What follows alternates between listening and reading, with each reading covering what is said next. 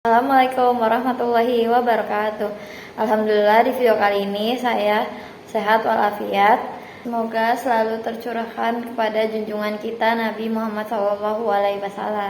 Hello everyone, my name is Soila. You can call me Ila.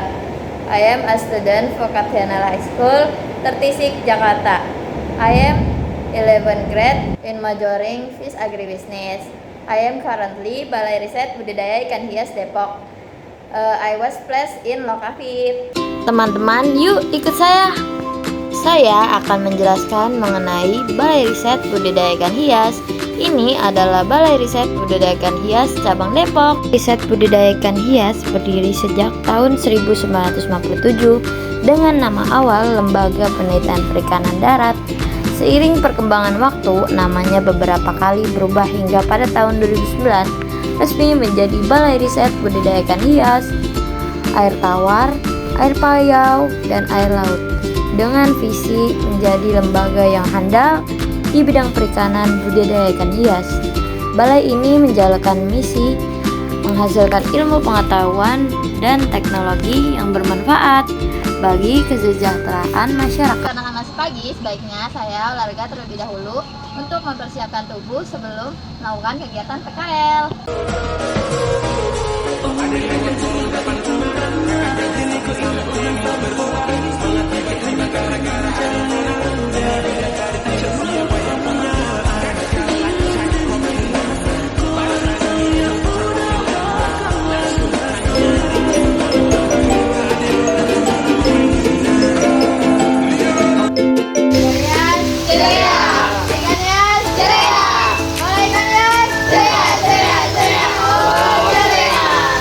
Teman-teman, selamat datang di Klaster Loka atau Low Carbon Feed.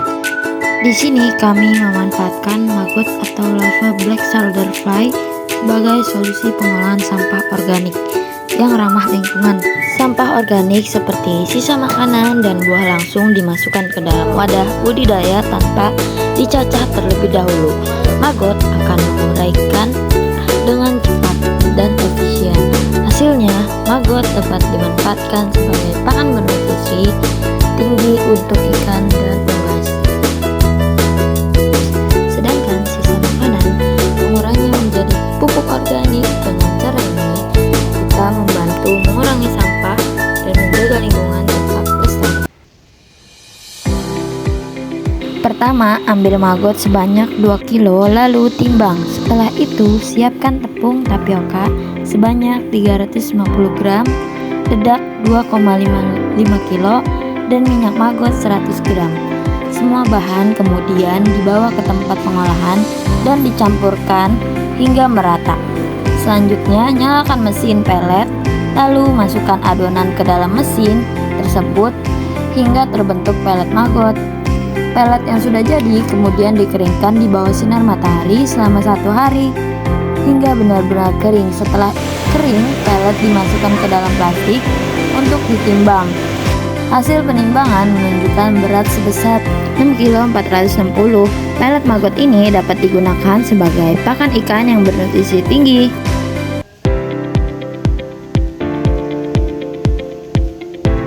Ini adalah tempat mengawinkannya lalat BSF.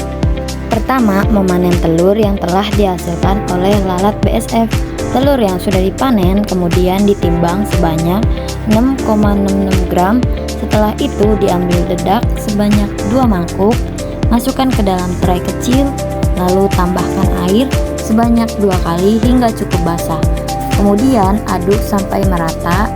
Selanjutnya, tray diletakkan di dalam tempat penetasan telur. Di atas tray tersebut dipasang jaring penetasan. Kemudian telur disebarkan di atas jaring dan dibiarkan selama 3-7 hari hingga menetas menjadi mini maggot. Setelah menetas, maggot diberi pakan berupa food waste yang berasal dari masyarakat setempat setiap 3 kali dalam seminggu. Dilakukan penimbangan jumlah pakan yang diberikan termasuk sisa makanan yang diambil dari hotel untuk pakan maggot. Kegiatan selanjutnya adalah mensampling dengan mengukur bobot dan panjang maggot. Maggot yang telah tumbuh dapat dimanfaatkan sebagai pakan ikan dan unggas karena memiliki kandungan nutrisi yang tinggi. Di sini saya menampilkan tabel dan diagram batang food waste ibu-ibu. Data yang digunakan berjumlah 30 dengan nilai maksimum 9 dan minimum 1, sehingga jangkauan datanya adalah 8. Untuk menentukan banyak kelas digunakan rumus K1 tambah 3,3 log N sehingga diperoleh 6 kelas. Panjang kelasnya adalah 2, sehingga intervalnya menjadi 1 kurang 2, 3 kurang 4, 5 kurang 6, 7 kurang 8, dan 9 kurang 10. Dari hasil perhitungan, frekuensinya paling tinggi berada pada interval 1 kurang 2 yaitu sebanyak 15 dan paling rendah pada interval 5 kurang 6 yaitu 1. Hal ini menunjukkan bahwa sebagian besar food waste berada pada jumlah kecil, namun tetap perlu dikurangi agar tidak terjadi pemborosan makanan.